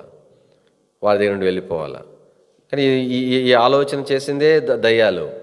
కాబట్టి పందులో పడితే అవన్నీ చచ్చిపోతే ఆయన్ని పంపిస్తేస్తారని. కానీ తెలిసి ఉండి కూడా ప్రభు అనుమతించినాడు. సాతాను వానికి ఆలోచనలు తెలియవా? ఇట్లా ప్లాన్ చేస్తారా, నాకు తెలియదా అంట ఆయన. కానీ ఆయనకి అన్నీ తెలుసు. ఆయన ప్లాన్ ఇంకోటి ఉంది, అది వేరే సంగతి. కానీ ఇక్కడ దేని వాక్యంలో ఇంతకు మరి అయితే ఆ ఊరి వారు ఏం చేస్తున్నారు? ప్రభువుని వేడుకున్నారు, వెళ్ళిపో. ఎందుకోసం వేడుకున్నారు? రెండు చూస్తూ ఉన్నారు. ఒకవైపు ఏమో కనుక వాడు స్వస్థ చిత్తుడై ఉండటం చూస్తున్నారు. మరొక వైపు ఏమో ఏం చూస్తున్నారంట? పందుల సంగతి కూడా, పందులు జరిగింది కూడా వారు చూస్తూ ఉంటారు. రెండు సంగతులు కూడా వారి మధ్యలో ఉంటున్నాయి. ఇక్కడ ఎందుకోసం ప్రభువుని బ్రతిమలాడుకున్నారు? ఏం కారణం? ఇక్కడ వారికి అనిపిస్తూ ఉంది 2000 పందులు పోయినాయి. 2000 పందులు పోయినాయి. ఏంటి మాకు వచ్చిన లాభం ఏంటి? లాభం లేకపోగా మాకేమొచ్చింది చెప్పండి? నష్టం వచ్చింది. కానీ ఎవరి వల్ల నష్టం వచ్చింది? ఈయన వల్లే కదా మాకు నష్టం వచ్చింది. మాకు లాభం లేకపోగా నష్టపోవడానికి ఈ మనుషులే కారణం. సరే, ఇంకొక వైపు చూస్తూ ఉన్నప్పుడు అతను చక్కగా ఒకప్పుడు బట్టలు లేకుండా సమాధిలో తిరిగేటువంటి వాడు చక్కగా బట్టలు వేసుకొని ప్రభు దగ్గర కూర్చొని ఉంటే మరి వాడిని చూసి అనిపించాలి కదా. అప్పుడు కూడా ఏమనిపించింది? వాడు బాగైతే మాకేంటి ప్రయోజనం? వాడు బాగైతే అయినాడు అయితే మాకేంటి ప్రయోజనం? వాడు బాగైనందువల్ల మాకేం ప్రయోజనం లేదు, మాకు జరిగిన నష్టం అనేటువంటిది ఉన్నది. అది ఏం చూపిస్తూ ఉందంటే ఇది ప్రభుని వీళ్ళు బతిమలాడుకుంటున్న ఉద్దేశం ఏంటంటే స్వార్థపూరితమైనటువంటి జీవితాన్ని చూపిస్తూ ఉంది. ఇక్కడ ఎన్నోసార్లు దేవుని యొక్క ప్రజలంగా మన జీవితాల్లో దేవుని నుండి ఆశించేవారమే ఎప్పటికీ కూడా అలాగనే స్వార్థం. ఎప్పుడు నేను, నాకు, నా కుటుంబము, నా పిల్లలు, లేదంటే నేను ఇదే. కానీ నాకేంటి లాభం? దీనివల్ల నాకు కలిగే ప్రయోజనం ఏంటి? లేదు మరి అతను మేలు పొందితే నాకేంటి ప్రయోజనం? నా ప్రయోజనం కనబడాలి కదా. నాకు ఇక్కడ నష్టం కనబడతా ఉంది. మరి ఆ దయ్యం పట్టినోడు మేలు పొంది ఉండొచ్చు కాక నాకేంటి? దేవుని యొక్క ప్రజలంగా మన జీవితాల్లో జ్ఞాపం చేసుకోవాలా. కానీ మన ప్రభుని మనం ఎలా సేవించవలసిన వారమై ఉంటున్నాం కనుక నిస్వార్థమైన ప్రేమతో మనం ప్రేమించాలా. ప్రభు మనల్ని అలాంటి ప్రేమతో ప్రేమించినాడు. చక్కని పాట కూడా ఉంది కదా. ప్రేమించుచున్నావ ప్రభుయేసుని, ప్రేమించుచున్నావ ప్రభుయేసుని, ప్రేమించుచున్నావ ప్రభుయేసుని, ప్రేమించుచున్నావ ప్రభుయేసుని. ప్రేమాస్వరూపి అగుదేవుని, ప్రేమాస్వరూపి అగుదేవుని, శాశ్వత ప్రేమ చూపిన తండ్రిని, శాశ్వత ప్రేమ చూపిన తండ్రిని ప్రేమించుచున్నావ ప్రభుయేసుని ప్రేమించుచున్నావ ప్రభుయేసుని శిక్షకు పాత్రులమైయుండగా సత్యుడు యేసు బదులుగా వచ్చే శిక్షకు పాత్రులమైయుండగా సత్యుడు యేసు బదులుగా వచ్చే అతిహీనుడుగా కఠిన శిలువపై ప్రేమను రుజువు పరచే అతిహీనుడుగా కఠిన శిలువపై ప్రేమను రుజువు పరచే అత్యున్నతమైన ప్రభు ప్రేమన్ అత్యున్నతమైన ప్రభు ప్రేమన్ అనుభవించిన నీవు మరచేదవా అనుభవించిన నీవు మరచేదవా ప్రేమించుచున్నావ ప్రభుయేసుని ప్రేమించుచున్నావ ప్రభుయే ప్రభుతో చెప్పగలమా ప్రభా నాకు ఏమీ వద్దు ప్రభా నాకు ఎటువంటి కూడా నాకు వద్దు నేను నీ కొరకు ఏమి చేయాలని కోరుతున్నావు ప్రభా నేను సిద్ధంగా ఉన్నాను నీ కొరకు రాయం చెల్లించడానికి నీ అవసరతలో పాల్పొంద నేను సిద్ధంగా ఉన్నాను కానీ దేని యొక్క ప్రజలంగా మన జీవితాలలో వీరు ఈ విధంగా ప్రభుని వేడుకుంటున్న ఉద్దేశం ఏంటంటే మొట్టమొదటిగా వారి జీవితంలో కనబడేటువంటిది ఎంతో స్వార్థపూరితమైనటువంటి స్థితి. అది రెండవదిగా చూస్తే వాళ్ళు దయ్యం నుండి విడుదల పొందిన మనుషుని చూడట్లే, అక్కడ జరిగినటువంటి ఆత్మీయమైనటువంటి కార్యాన్ని చూడట్లేదు, ఆత్మీయమైన స్థితిని చూడట్లేదు. అంటే అర్థమైందంటే మరి అది వారికి ఏమి కూడా విలువైంది కనిపించట్లేదు.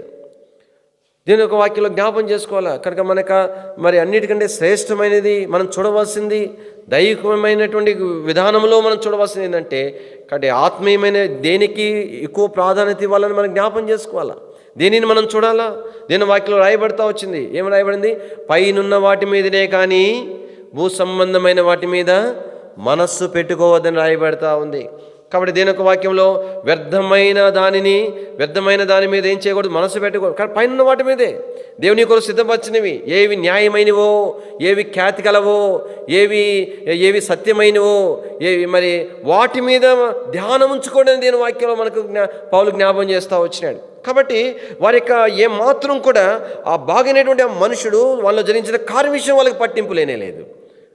అంతమాత్రమే కాదు, వారు అలా ప్రభుని వేడుకోవడానికి కారణం ఏంటంటే భౌతికమైనటువంటి నష్టాన్ని చూస్తూ ఉన్నారు. వారి దృష్టి ఆత్మీయమైన వాటి మీద లేదు, కానీ దేని మీద చెప్పండి, భౌతిక. ఇన్ని పంది అంటే అది కూడా చాలా ఖరీదు ఉంటుంది, దాంట్లో రకరకాలు ఉన్నాయని మనకి పెద్ద సబ్జెక్ట్ కాదు. కానీ 2000 పందులు అంటే ఎంత నష్టం. కానీ వారు ఏం చూస్తున్నారంటే ఆ నష్టాన్ని చూస్తున్నారు, దాన్ని లెక్కడుతున్నారు.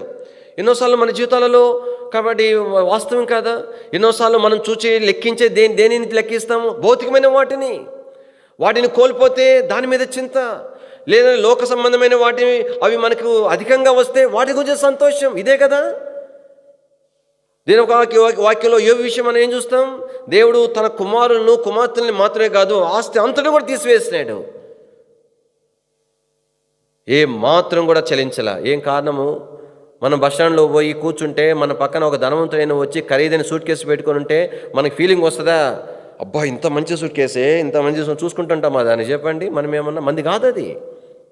ఆ మనుషుడు తన బస్సు వచ్చి వెళ్ళిపోతుంటే వరి తీసుకెళ్ళిపోతున్నా అనుకుంటామా? మనది కాదు. దేని ఒక వాక్యం తలంపు ఏంటంటే అది లోక సంబంధమైన వాటిని మనసు పెట్టకుండా ఉంటాం అనేది.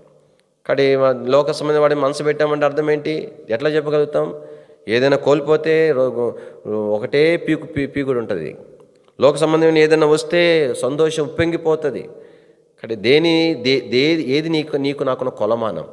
కానీ ఈ యొక్క ఆ ఊరి వారు ప్రభుని బ్రతిమాలకుల్లో ఉన్నటువంటి ఉద్దేశం ఏంటంటే, ఒకటి వారు స్వార్థముతో కూడినటువంటి స్థితి, ఏ మాత్రం కూడా పరలోక సంబంధమైన ఆ యొక్క శ్రేష్టమైన స్థితిని వారు ఎరగని స్థితి. అంత మాత్రమే కాకుండా వారి మనస్సు, వారి లెక్కలు, వారి యొక్క స్థితిగతులన్నీ కూడా కేవలం భూ సంబంధమైన వాటి మీద నిలిపినటువంటి స్థితి. ఏమి కూడా నిత్యత్వంలో భూ సంబంధమైన వాటి యొక్క మరి పోలిక అనేది నిత్యత్వం ఎన్నడూ కూడా మనం చూడలేము. మనకు ఉదాహరణ ఆ యొక్క ధనవంతునింట్లో పడిన లాజరు యొక్క ఉపమానమే కదా. భూమి మీద మరి బహుగా సుఖపడిన మనుషుడు నిత్యత్వంలో ఏమైనా కనిపించిందా? భూమి మీద ఏమీ లేకుండా కురుపులతో బాధపడి దరిద్రుడై చనిపోయిన మనుషుడు నిత్యత్వంలో దీని యొక్క ఎఫెక్ట్ కనిపించిందా? ఇది కేవలం భూ సంబంధమైంది. భూ సంబంధమైన స్థితిగతులు కానీ, భూ సంబంధమైన శ్రమలు, దుఃఖాలు కానీ ఇవన్నీ కూడా భూ సంబంధమైనవే.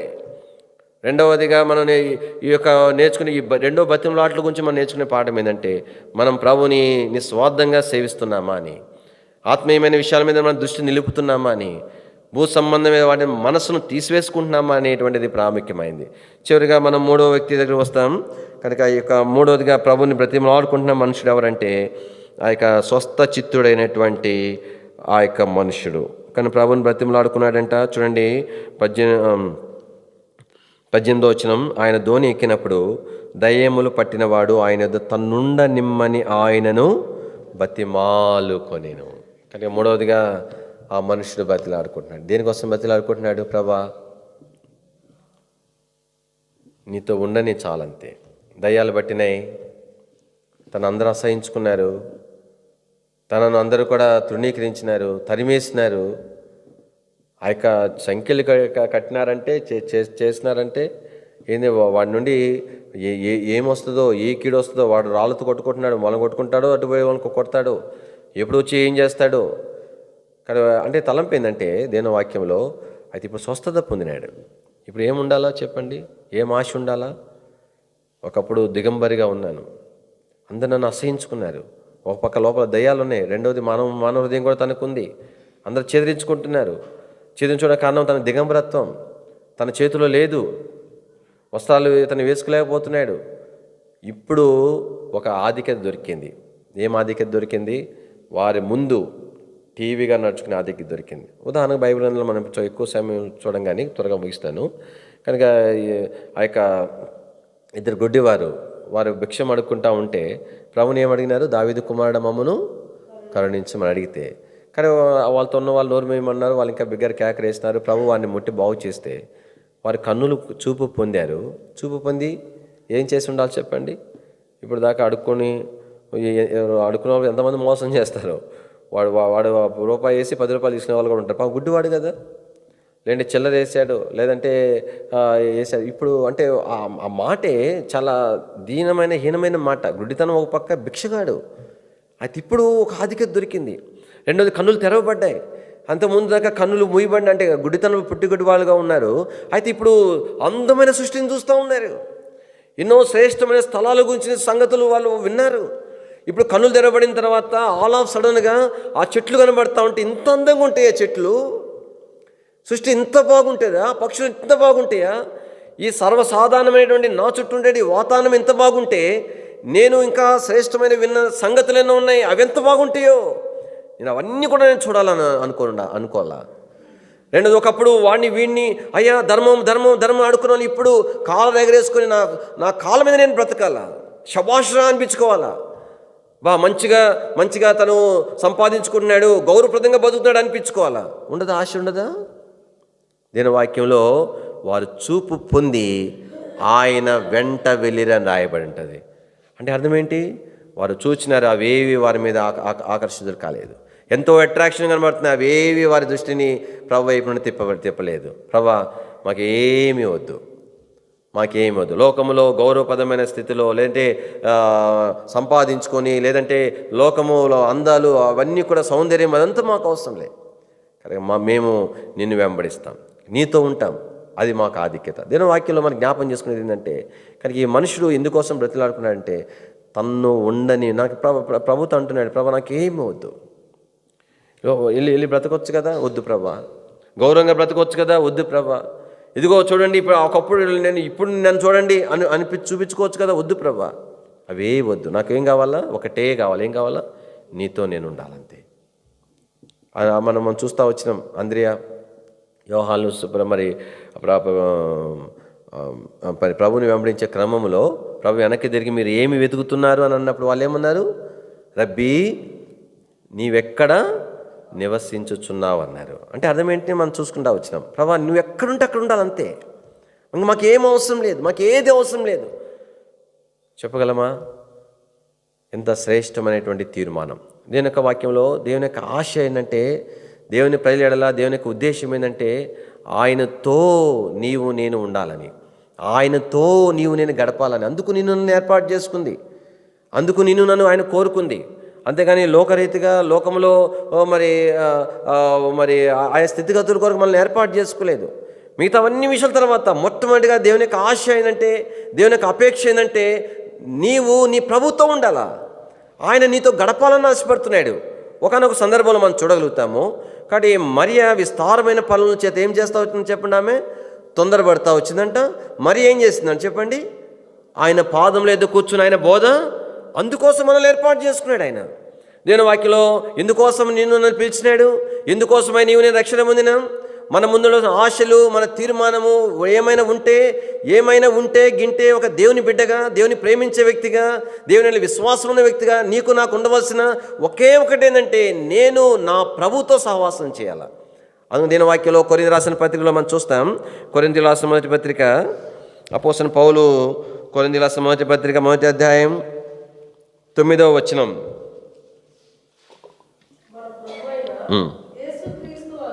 యేసుక్రీస్తు అను, కాబట్టి ఆయన కుమారునితో సహవాసం చేయడం కొరకే మనం పిలువబడ్డాం, అందుకోసం మనం లక్షించింది. మిగతాది దేవుని యొక్క ప్రజలకు సేవ చేయడము, పరిచర్య చేయడము, ఆయా మీటింగులు, మరి వీబేస్లు, కాన్వకేషన్లు అవన్నీ తర్వాత సంగతి. మొట్టమొదటి దేవుని యొక్క ఉద్దేశం ఏంటంటే, దేవుని యొక్క ఆశ ఏంటంటే, నీవు నేను ప్రభుతో గడపాలా. ఈ దినాల్లో సహవాస విషయంలో ప్రభు ఎడల ఇలాంటి ఆశ నీకు నాకుందా అని చెప్పగలమా? ప్రభా నేను నీతో ఉండాలా అనేటువంటిది. అందుకు దీని వాక్యంలో మనం చూస్తాము. లూకాసు సువార్త 10వ అధ్యాయంలో మరియ మార్తల గురించేటువంటి సంగతి. లూకాసు సువార్త 10వ అధ్యాయం, లూకాసు సువార్త 10:40 వచనం. మార్త విస్తారమైన పని పెట్టుకుని చేత తొందరపడి ఆయన ఎదుకు వచ్చి, ప్రభా నేను ఒంటరి నా సహోదరిని నన్ను విడిచిపెట్టినందుకు నీకు చింతలేదు.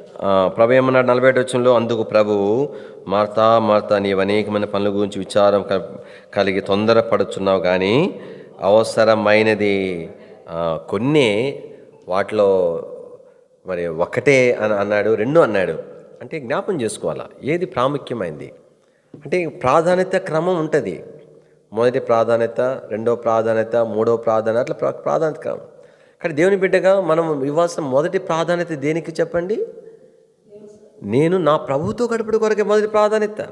ఆ తర్వాత దేవుని ప్రజలతో కలిసి ప్రభుని సేవించడానికి 2వ ప్రాధాన్యత. ఆ తర్వాత మిగతా విషయాలన్నీ కూడా దాని వెనకాల. కానీ దేవుని యొక్క వాక్యంలో మనం చూసేటువంటి ఏంటంటే, ప్రభు అన్నాడు. కాబట్టి ఆమె మరి ఏం చేస్తున్నాడు చెప్పండి? ఉత్తమమైన దానిని, శ్రేష్టమైన స్థితి అది. మరి పనులు ఎవరు చేస్తారు? తర్వాత క్రమం అది. ఆమె ఎంత తొందర అంటే అసలు, అందుకని మా ప్రభు మార్తా 2 సార్లు ఎందుకు అన్నాడు? అసలు ఆపలేకపోతున్నారు అన్నమాట ఆమె తొందరకి.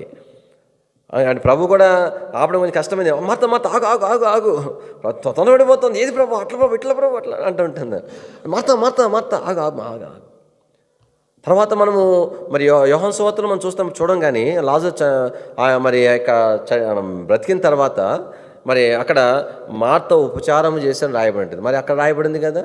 అంటే అక్కడికి వెళ్ళిన తర్వాత తను గ్రహించింది. మొదటి ప్రాధాన్యత దేవునితో తర్వాత మిగతా విషయాలను గ్రహించింది. అందుకు అవి అనుమతించబడ్డాయి. ఇక్కడ అవి అభ్యంతరపరచబడ్డాయి. కానీ దేవుని యొక్క ప్రజలంగా మన జీవితాల్లో ఉండవలసినటువంటి ఆశ ఏముండాలంటే చెప్పగలమా? ప్రభుతో ఉండటి కొరకే నాకు ఆశ. వ్యక్తిగతంగా నేను నా ప్రభుతో గడపడం కొరకే ఆశ. ఎన్నిసార్లు మనం ఎంతో సిగ్గుపడవలసిన వారం వింటున్నాం. దేని వాక్యంలో మనం చూస్తే, సొలొమోను రాజు ఎవరిని ఏర్పాటు చేసుకున్నాడు? ఒక సొలొమతి, సాధారణమైనటువంటి స్త్రీ. ఆమెను ఏర్పాటు చేసుకున్నాడు. ఎంతగా ఆ రాజు ఆమెతో సహవాసం కలిగి ఉండటానికి ఇష్టపడతా వచ్చినాడు. రండి దేని వాక్యంలో పరమగీతం గ్రంథం, పరమగీతములు. దేవుని ప్రజలుగా మనము ప్రార్థనలోనికి వెళ్ళక మునుపు దయచేసి 5వ అధ్యాయం, పరమగీతం 5వ అధ్యాయము 2వ వచనం. నేను నిద్రించి తినే గాని నా మనసు మేలుకొనున్నది. నా సహోదరి, నా ప్రియురాల, నా పౌరమ్మ, నిష్కలంకులార ఆలకింపము. నా తల మంచుకు తడిసి ఉన్నది, నా వెంట్రుకలు రాత్రికలు చినుకులు తడిసి ఉన్నవి. నాకు తలుపు తీయమనుచు నా ప్రియుడు వాకిలి తట్టుచున్నాడు. దీని వాక్యలో ప్రభు అంటున్నాడు, నా ప్రియురాల, నిష్కలంకులారా ఆలకించు. వెళ్ళలేకపోతున్నాడు. నేను నీతో వ్యక్తిగతంగా నేను గడపడానికి వచ్చాను. మరి ప్రభు అన్నాడు, ఇక్కడ మరి మంచు పడతా ఉంది, ఆయన వెళ్ళలేకపోతున్నాడు. తల తడిసిపోతా ఉంది, ఆయన వెళ్ళలేకపోతుంది. ఎంత ఆశ! దేనికన్నా అపేక్ష ఏంటంటే ఈ దినాల్లో నీ విషయమై నా విషయమై కానీ నీవు నేను ప్రభుతో ఉండాలనేటువంటిది. అది దేనిక వాక్యలో ప్రభు తలుపు తడుతున్నాడు. ఈ దినాల్లో సంఘం యొక్క స్థితి ఇదే. లౌకిక సంఘం స్థితి ఇదిగో, నేను తలుపు తడుచున్నట్టు అర్థం ఏంటి? ప్రభుకి స్థానం లేదు. అన్నిటికీ స్థానాలు వచ్చేస్తున్నాయి. అన్ని పనులు, అన్ని కార్యక్రమాలు, అన్ని కొడుకులు, వ్యక్తిగతమైన పనులు, కుటుంబపరమైన పనులు, అన్నిటికీ స్థానం ఉంది. కానీ వ్యక్తిగతంగా ప్రభుతో గడుపుడు కొరకైనా ఆలోచన లేదు. ఆయనైతే ఆశతో నీ విషయమే నా విషయమే కలిగి ఉన్నాడు. కానీ అయితే మనం దాని కొరకై తలుపులు వేసేసినామంతే. అయినా ప్రభు ఆశతో బయట నిలబడి తడుతున్నాడు. నా బిడ్డ, నా కుమారుడా నేను నీతో గడపాలని ఆశపడుతున్నాను. నా కుమారుడా నేను నీతో ఉండాలని ఆశపడుతున్నాను. ఇక్కడేమో ఈ మనుషుడు మరి ప్రభువుని వేడుకున్నాడు. కానీ ఇక్కడ ప్రభువే తలుపు తడుతున్నాడు. కింద భాగంలో ఏం రాయబడింది? ఆమె ఏం చెప్తోందంట 3వ వచనంలో, నేను వస్త్రము తీసివేస్తే నేను మరలా దాని కాబట్టి వస్త్రం తీసివేస్తాను. ఇంకేం ఆశ ఉంటుంది? రక్షణ వస్త్రము పోయా, ఉల్లాస వస్త్రం పోయా, స్తుతి వస్త్రము పోయా, వస్త్రము దేవుడిచ్చిన వస్త్రాలన్నీ కోల్పోతుంది, పక్కన పడేసేస్తుంది. వ్యక్తిగతంగా మన సుఖము, మన పనులు, మన కార్యకలాపాలు మనం చూసుకుంటూ ఉంటుంటిమి. ఈ దేని వాక్యంలో కాబట్టి ఏం ఆశ ఉంటుంది ప్రభుతో గడపాలనేటువంటిది? ఇంకా కింద అంటా ఉంది, ఏమన్నా నేను నా పాదములు కడుక్కున్నాను, నేను వాటిని మురికి చేయనేలా. అంటే అర్థం ఏంటి? అంటే తన ప్రియుడు తన యుద్ధ కూర్చోడం వల్ల కలిగేటువంటి ఆ సంతోషము, ఆ నెమ్మది, ఆ ఆధిక్యత, ఆ సన్నిధిలో దొరికేటువంటి ఆ ఆశీర్వాదము, దానికంటే కూడా తన కాలు శుభ్రంగా ఉన్నది తనకి ఎక్కువగా కనిపిస్తూ ఉంది. కింద భాగానికి వచ్చేసరికి 4వ వచనంలో, తలుపు సందుల్లో నా ప్రియుడు చెయ్యి ఉంచగా నా ప్రియునికి నా అంతరంగం అతని ఇలా జాలి కొనెను. కాబట్టి దినవాక్యంలో ఆ ప్రియుడు ఏం చేస్తాడంటే చెప్పండి, తలుపు సందుల్లో చెయ్యి ఉంచుతున్నాడు. తన ఆశను తెలియజేస్తూ ఉన్నాడు. ఈ దినాల్లో దేవుని ప్రజలంగా, ఈ చివరి దినాలలో, అంత్య దినాల్లో దేవుని యొక్క ఉద్దేశం నీ విషయమే నా విషయం ఏంటంటే ఆయన ఆశతో నీ వైపు నా వైపు చేయి చాపుతున్నాడు. బిడ్డ, నా కుమారుడా, నేను ఎందుకు నిన్ను ఏర్పాటు చేసుకున్నాను. మన కింద భాగానికి వచ్చేసరికి మరి ఆమె తిరిగి తలుపు తీసిందంట 6వ వచనంలో, తలుపు తీయునంతలో వెళ్ళిపోయింది. అంటే అర్థం ఏంటి? కనుక దేవునితో గడపాల్సిన సమయం అంతా పోగొట్టుకుంది.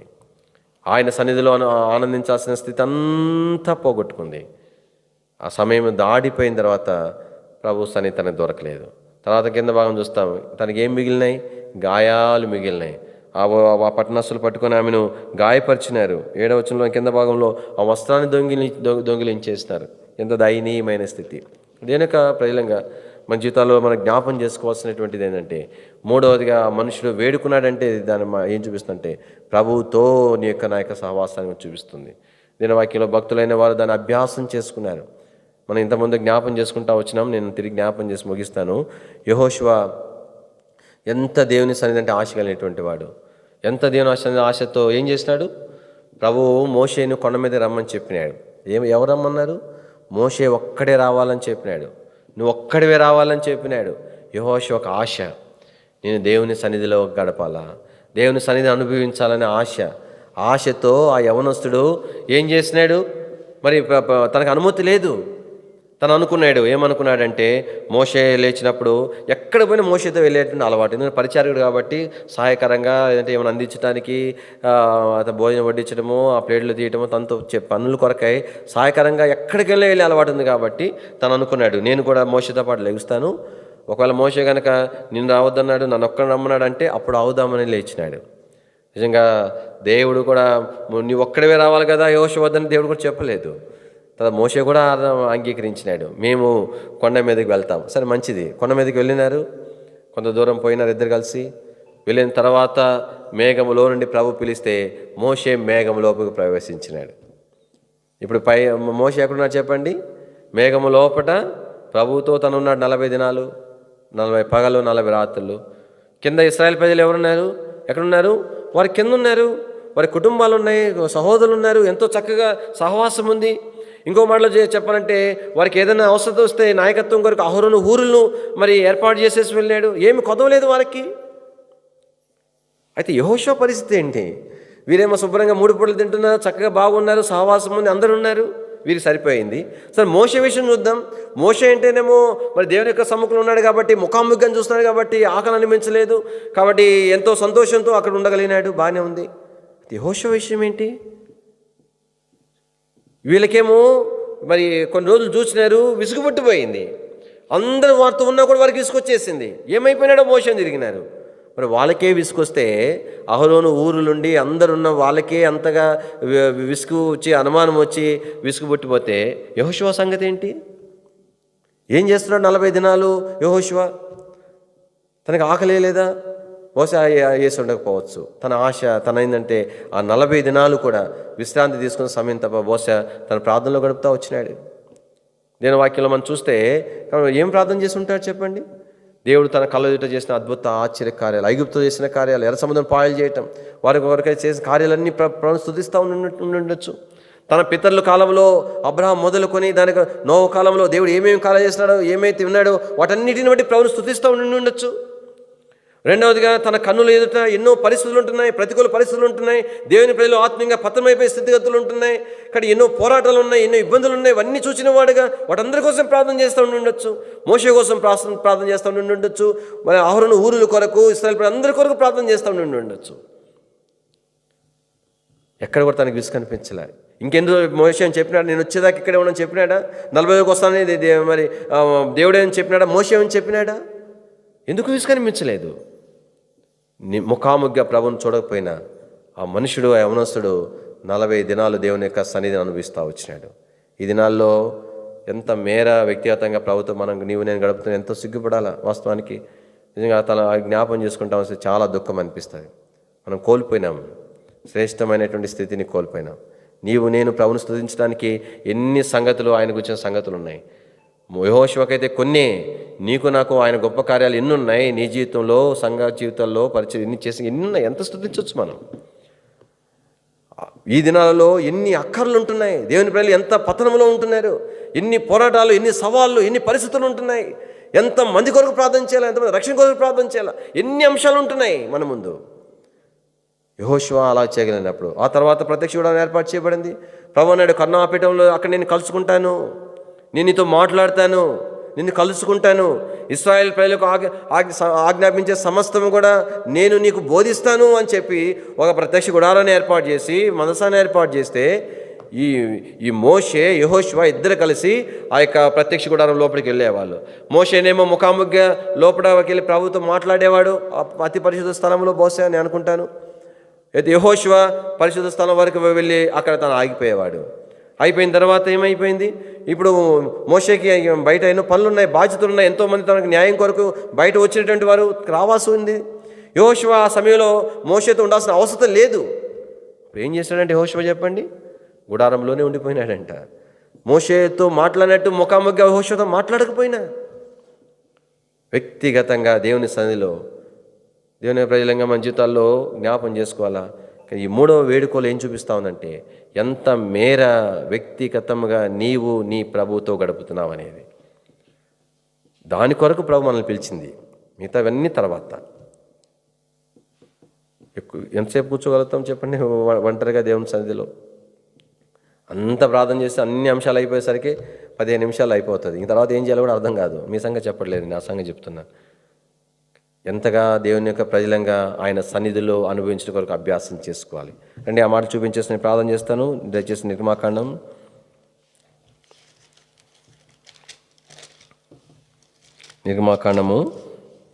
19వ అధ్యాయం 12వ వచనం చదవండి.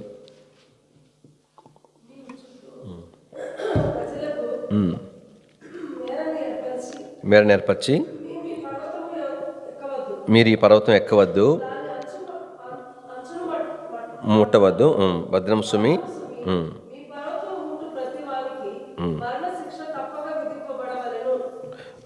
తర్వాత 24వ అధ్యాయము 2వ వచనం.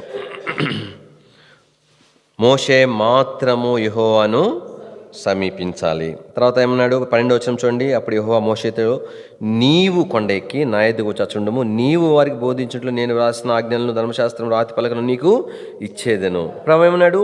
నీవు కొండ ఎక్కి నా ఎద్దుకు రావాలన్నాడు. అంటే 13వ వచనం చూస్తే మోషేయు అతని పరిచారకుడైన యెహోషువ లేచిరి. ఆ తర్వాత మోషే కూడా అంగీకరించాడు. 14 వచ్చిన అతడు పెద్దలను చూచి, మేము మీ ఎద్దుకు వచ్చే వరకు ఇక్కడ నేనే ఉండమని చెప్పిన. ఎక్కడి వరకు వెళ్ళారు వాళ్ళిద్దరు కలిసి? 15 వచ్చిన మోషే కొండ మీదకి ఎక్కినప్పుడు ఆ మేఘము కొండను కమ్మెను. తర్వాత 16వ వచనం చివరిలో ఆ మేఘములో నుండి ప్రభు పిలిచినప్పుడు 17వ వచనంలో యెహోవా మహిమ కొండ శిఖరం మీద దహించు అగ్నివలె ఇసుక కనబడెను. 18వ వచనం చూడండి. అప్పుడు మోషే ఆ మేఘములో ప్రవేశించి కొండ మీదికి ఎక్కాను. కాబట్టి మేఘములో మోషే ప్రవేశించినాడు. యెహోషువ 40 దినాలు. మనం ఒక గంట క్రమంగా దేవుని సన్నిధిలో వ్యక్తిగతంగా గడపలేం. 40 దినాలు ఎంతగా స్తుతించినాడో తెలియదు, ఎంతగా ప్రార్థన చేసినాడో తెలియదు. రండి తిరిగి దేవుని వాక్యంలో నుంచి 33వ అధ్యాయము 11వ వచనం. మనుషుడు తన స్నేహితునితో మాట్లాడినట్లు యెహోవా మోషేతో ముఖాముఖిగా మాట్లాడుచుండెను. తర్వాత అతడు పాలెంలోనికి తిరిగి వచ్చుచుండెను. అతని పరిచారకుడును నూను కుమారుడిని యెహోషువను యవనస్తుడు గుడారములో నుండి వెలుపలికి రాలేదు. ఎంత శ్రేష్టమైన ఆధిక్యత! దేవుని ప్రజలుగా మన ప్రార్థనలోకి వెళ్ళక మునుపు మనం పరీక్షించుకుందాం. మొట్టమొదటిది శత్రు యొక్క ఆశ, పట్టుదల విషయం 5 సంగతులు చూస్తూ వచ్చినాం. ఎట్లాగైనా సరే మనం నష్టపరచాలా, దానిని తప్పించుకోవడం కొరకే మన మన మన మన మన తీర్మానం ఏంటి? ప్రభువు సమీపంగా ఉండవలసిన వారు ఉన్నాం. నిజమైన పశ్చాత్తాపం నడిపించబడవలసిన వారుగా, దేవునికి అనుకూలంగా నడుచుకునేటువంటి వారుగా, సిద్ధపరచబడేవారుగా, అన్ని విషయాలు ప్రభుని మహిమపరిచేవారుగా ఉండటం ద్వారానే శత్రువు మీద మనం విజయము పొందగలుగుతాం. కానీ శత్రువు ఎంతో బలంగా పోరాడే దినాలు ఉంటున్నాం. ఎవరిని విడిచిపెట్టాడు. దావీదు ఎక్కడ, మనం ఎక్కడ చెప్పండి? దావీదుని వదిలిపెట్టలేదు. పేతురు ఎక్కడ, మనం ఎక్కడ? పేతునే వదిలిపెట్టలేదు. మరి ఆ యొక్క సంసోన్ ఎక్కడ, మనం ఎక్కడ? ఆ సంసోన్నే వదిలిపెట్టలేదు. ఎంతో జాగ్రత్త ప్రభువుకు అప్పగించుకుందాం. కనుక ఏ విషయాల్లో మనము శత్రువు చోటు ఇచ్చినామో, నష్టపోయినామో పరీక్షించుకొని ప్రభు దగ్గర సరి చేసుకుందాం. రెండవదిగా బతిని ఆడుకునే రెండవది, ఆ ఊరు వారు ఏం చూపిస్తూ ఉంది? స్వార్థంతో కూడినటువంటి వారి స్థితి చూపిస్తూ ఉంది. అది మాదిరి కాదు, వారు ఏ మాత్రం కూడా ఆత్మీయ సంగతి మీద దృష్టి పెట్టని దుస్థితిని చూపిస్తూ ఉంది. కేవలం భూ సంబంధమైన నష్టాన్ని మాత్రమే వారు చూస్తూ వచ్చినారు. అయితే ఇక్కడ ఆశ్చర్య విషయం ఏంటంటే, తర్వాత ఆ ఊరంతా చెప్పిన తర్వాత ఊరు ప్రభు కొరకు ఎదురు చూస్తూ వచ్చింది. మరి అప్పుడు నష్టం కనిపించలేదా? అప్పుడే 2019 గుర్తురాలేదా? అప్పుడు అర్థమైంది, పోతే పోనీ ప్రభు ఇచ్చిన ఈ ఆత్మీయమైన ఆశీర్వాదం పోతే ఆఫ్టర్ అవి ఎంత అని అనుభవం. అప్పుడేమో ఇంత నష్టమా అన్న మనుషులు, ఇంత నష్టం చేస్తున్న ఈ మనుషులు ఉండడానికి లేదన్న మనుషులు ఎక్కడికి వచ్చినారు చెప్పండి? వచ్చినారు. అదంతా ప్రభు ఇస్తాడు, మరొక విధంలో ఇస్తాడు, పోతే పోనీ. ఏ మాత్రం కూడా వాటి మీద మనసు లేకుండా మనం చూపించండి. నేను సమయం సరిపోదు కాబట్టి సిద్ధపరచబడతా వచ్చినారు. అందుకు దీని వాక్యంలో జ్ఞాపం చేయబడింది. అపోస్తలుడు పౌలు ఏమన్నాడు? రాబో మహిమ ఎదుట ఇప్పటి కాలపు శ్రమలు ఎన్నదగినవి కంపేర్ చేసి చూసుకుంటే అవి ఎంత శ్రేష్టమైనవి, ప్రభు సిద్ధపరిచిన ఎంత శ్రేష్టమైనవి.